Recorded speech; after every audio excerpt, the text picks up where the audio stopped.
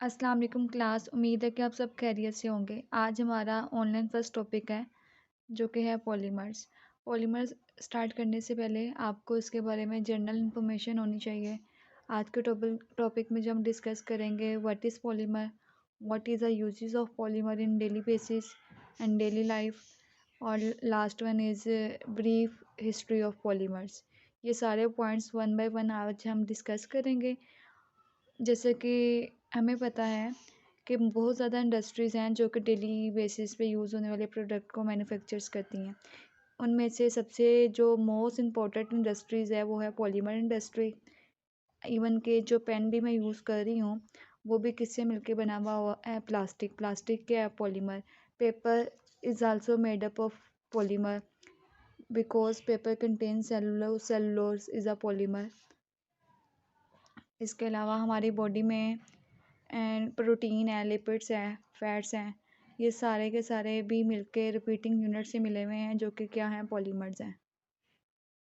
चलें आज का हम टॉपिक स्टार्ट करते हैं।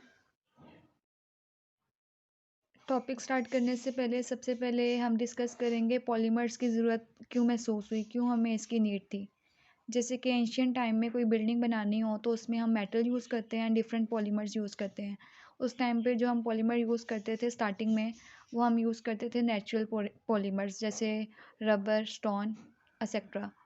और दूसरी तरफ मेटल जो हम यूज़ कर रहे हैं उसमें प्रॉपर्टी होती है, हम इजीली उसको मोल्ड कर सकते हैं, एक शेप से दूसरी शेप में रीसेट कर सकते हैं, मोल्डिंग मीन्स। लेकिन नेचुरल जो पॉलीमर्स हम यूज़ करते थे लाइक वुड एंड स्टोन, इनमें जो मोल्डिंग वाली कैपेसिटी थी, प्रॉपर्टी थी, वो ना होने के बराबर थी। इसलिए हमें ज़रूरत महसूस हुई कि हमें डिफरेंट टाइप के सिंथेटिक पॉलीमर रिक्वायर्ड होंगे जिसको हम मोल्ड कर सकें।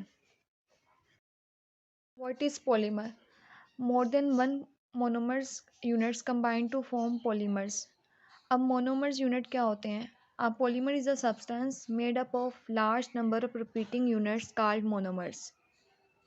जब मोनोमर्स आपस में कंबाइन कर जाएं तो देन हमारे पास क्या फॉर्म होता है? पॉलीमर। अब पॉलीमर आपको मैंने पहले ही बता दिया कि जब मोनोमर कंबाइन करेंगे तो हमारे पास बनेंगे पॉलीमर, और जो रिपीटिंग यूनिट जो पॉलीमर में यूज़ होते हैं वो हमारे पास होते हैं मोनोमर्स।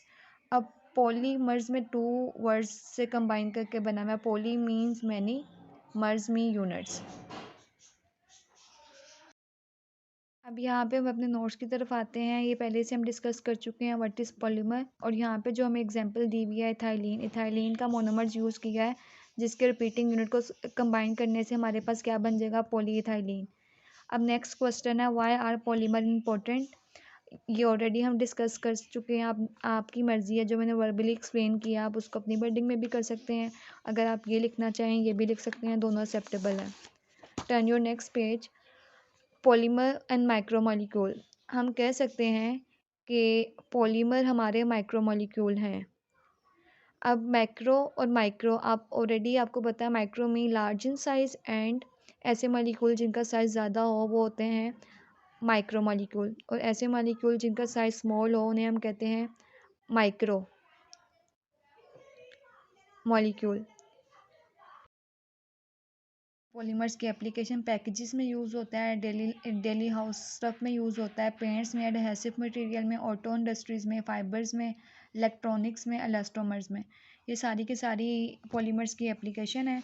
देन हमारे पास आता है प्लास्टिक वर्सेस इन्वायरमेंट। हमें ऑलरेडी पता है कि जब भी प्लास्टिक को बर्न किया जाए उसके रिज़ल्ट में पोल्यूशन क्रिएट होती है।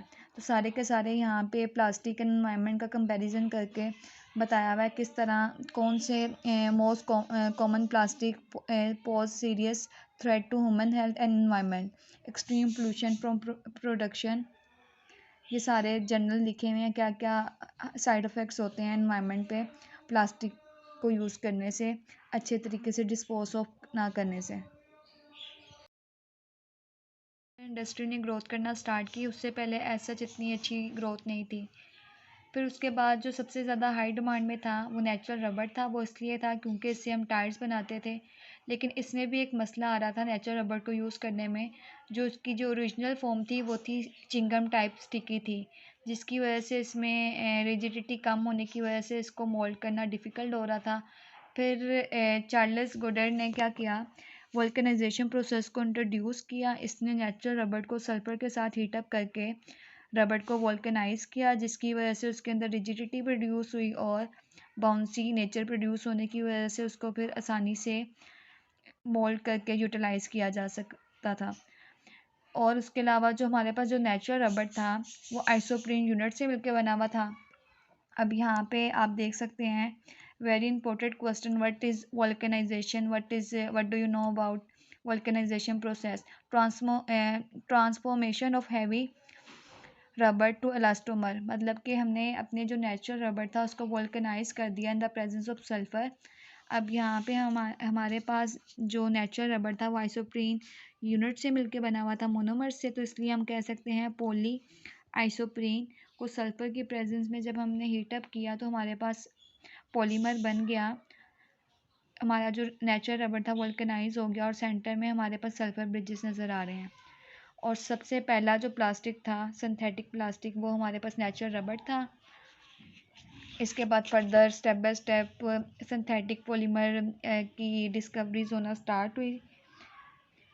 और लास्ट फिर टर्न योर नेक्स्ट पेज, फिर एक और पॉलीमर हमने इन्वेंट किया जिसमें हमने क्या किया था, फिनॉल को एल्डिहाइड के साथ रिएक्ट करवाया था, जिसके रिजल्ट में हमारे पास Bakelite, very important reaction, phenol when react with aldehyde तो bakelite is formed. This one is also polymer. Phenol form aldehyde resin. इसको ना ही हम हीट से सॉफ्ट कर सकते हैं। और ये हमारा फर्स्ट ट्रूली सिंथेटिक प्लास्टिक था बेकलाइट। इसका स्ट्रक्चर ड्रॉ करने के लिए आ जाता है एंड इसका पूछा जा सकता है इसकी जनरल प्रॉपर्टीज़ के बारे में। यहाँ पे इसकी जनरल प्रॉपर्टीज़ लिखी हुई हैं बेकलाइट की, ये सारी ये आप सबको पता होनी चाहिए। और उसके अलावा इसका ये स्ट्रक्चर आपको ड्रॉ करना आना चाहिए। When phenol react with aldehyde तो बेकलाइट इज फॉर्म। देन हमारे पास यहाँ पे ये हम पहले से बता चुके हैं, जो हमारे पॉलीमर्स होते हैं वो मैक्रोमोलिक्यूल होते हैं। ये ऑलरेडी अगेन ये रिपीटिंग आपके पास टॉपिक आ रहा है। तो यहाँ पे हमारा फर्स्ट टॉपिक कंप्लीट हो गया। इंशाल्लाह नेक्स्ट लेक्चर में हम स्टार्ट करेंगे क्लासिफिकेशन ऑफ पॉलीमर। जज़ाकल्लाह। होपफुली आपको समझ आ गई होगी। अगर कोई भी कन्फ्यूजन है तो आप कमेंट बॉक्स में आप क्वेश्चन कर सकते हैं, तो आपको उसका आंसर दे दीजिएगा। Thank you so much. जज़ाकल्लाह।